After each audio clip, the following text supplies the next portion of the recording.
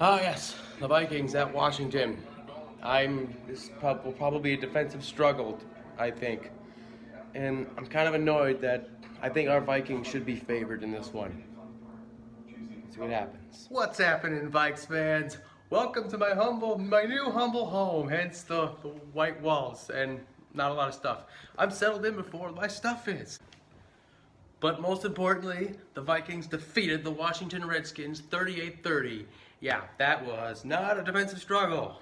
That was a shootout. The Redskins scored on their opening drive as Harris made a really nice looking one-handed catch in the end zone. That was a sweet catch. I'll give him that any day. That was a really nice one-handed catch, but this is not a good... We got to respond to this. We really do. And we did. Where's he going with it? Yeah! Yeah! That's what we needed. Yeah! Okay, I guess this is not going to be a defensive struggle. So yes, the shootout was on, and I didn't get to see most of it because... Well, I gotta go perform Miracle on 34th Street.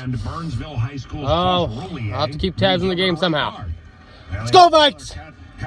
So yes, I was listening to it, but all I see is the road. Yep, turned the camera on before I got in the car and didn't turn it off until I parked. So I had about 15 minutes of footage to get rid of.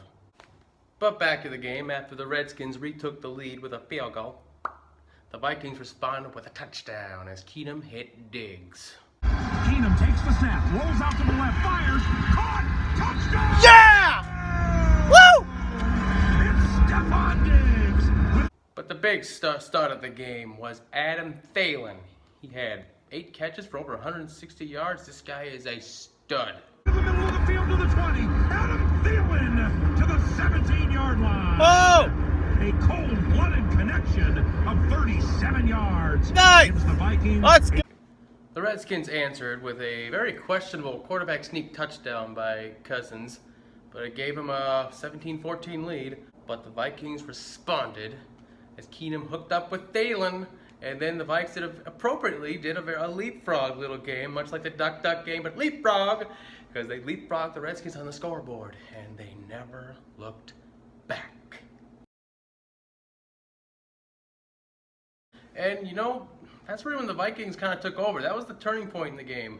Because then they proceeded to score 21 unanswered points. To take a commanding 35-17 lead. And just when some people were thinking, hey, if we get a big enough lead, maybe we'll get to put Teddy in the game. But then Case Keenum blew his perfect game and threw 2 interceptions, both to Swearinger. But the Redskins were only able to get 7 points out of it.